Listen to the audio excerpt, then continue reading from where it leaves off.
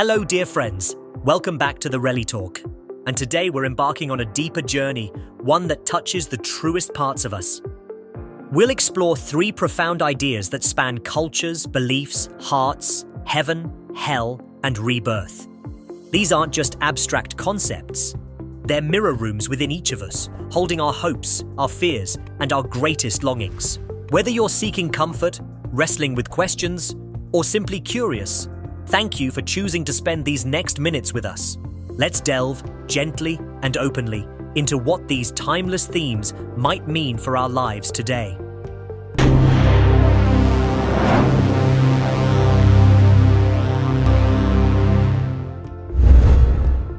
Section 1. Heaven.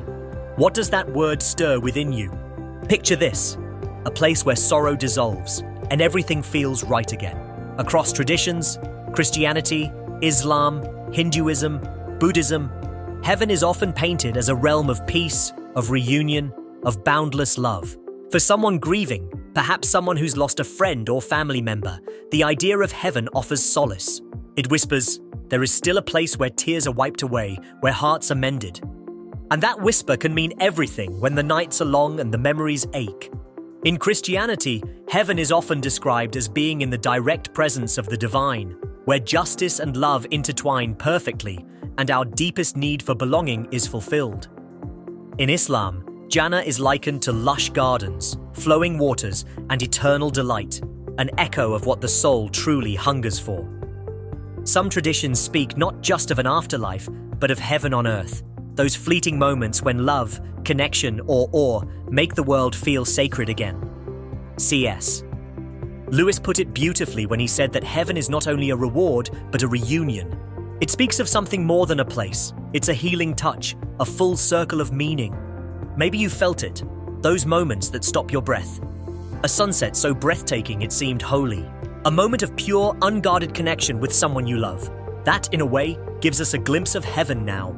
Emotionally, heaven holds our deepest yearnings for peace, for redemption, for a love that never lets go. Section 2. Hell. Now let's turn to hell, a word that often sends a shiver through us. Hell's images are stark: fire, darkness, isolation. But beyond the imagery lies something more profound, a reflection of what we dread most, being utterly separated. From love, from forgiveness, even from ourselves. Consider this: the scariest kind of hell might not be flames, but the absence of hope, of reconciliation, of mercy. One person shared with me, the worst hell isn't suffering, it's the feeling of being beyond help, beyond healing. In many religious traditions, hell is a place of justice, but also in some views, of purification. In Christianity, it can symbolize separation from God's grace. In Buddhism, similar notions appear as bardo or liminal states, challenging journeys, sometimes harrowing, that eventually lead to growth. But even within that, there's an emotional core: regret, remorse, the weight of choices. We've all known moments when guilt sits heavy. Maybe you've heard a harsh word, made a decision that hurt someone, or carried silence when you should have spoken up. Hell, in that sense, becomes more than doctrine. It's a mirror that asks, what is the cost of our actions? And it compels us to ask, can we still change course? Can mercy find me there even now? Some traditions soften the imagery, seeing hell not as endless punishment, but as a forge that shapes, refining what's broken into something wiser, more compassionate. Emotionally, hell speaks to the deeper fear of being lost, but also opens the door to redemption. If heaven is the promise of healing, hell is the wake-up call of accountability. Section 3. Rebirth. Now let's breathe in fresh air. Here comes rebirth, the idea of rebirth or reincarnation. The idea of rebirth or reincarnation presents life as a cycle, where endings are also beginnings. In Hinduism and Buddhism, each life is an opportunity, a chance to learn, evolve, heal karmic wounds. Imagine your soul as a traveler, each journey shaped by choices, some heavy, some full of light, but always heading toward growth.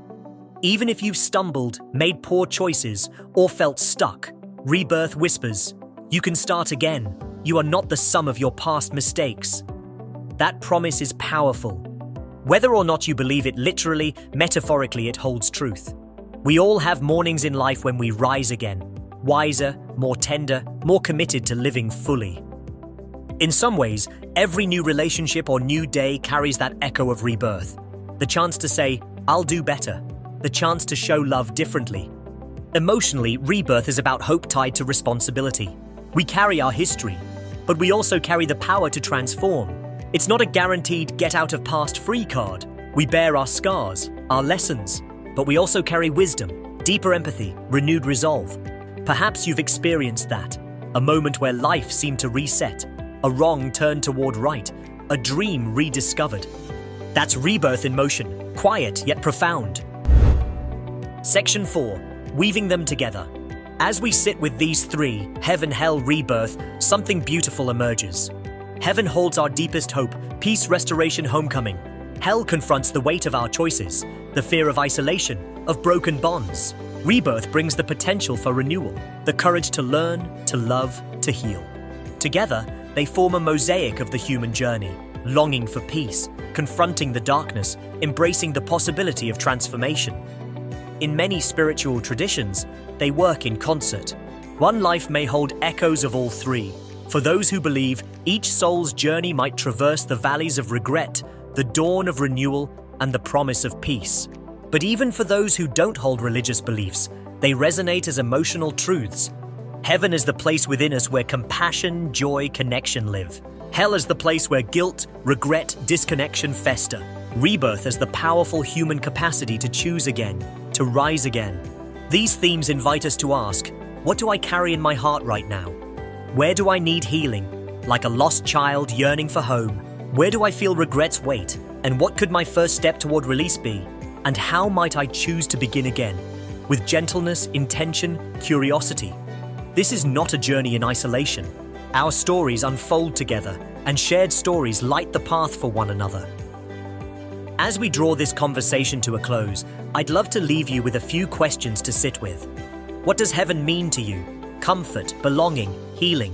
Where do you feel hell's weight? And how might you reach toward mercy, forgiveness, or a first small step of release? Have you ever felt your own version of rebirth? A time when life reset and you became someone with more wisdom or courage? Feel free to pause, reflect, journal, or talk with someone you trust. And if you feel moved, share your reflections for yourself and for others who might be walking similar paths. Thank you for joining me today on the Reli Talk. If this dialogue spoke to you, please consider liking, subscribing, or sharing. It helps our community grow and invites more hearts into compassionate conversation. Take care of yourself with gentleness and with courage. Wherever you are in your journey, may peace, hope, and renewal find you. I'm already looking forward to exploring more together next time. So until then, stay kind, stay curious, and I'll see you again soon.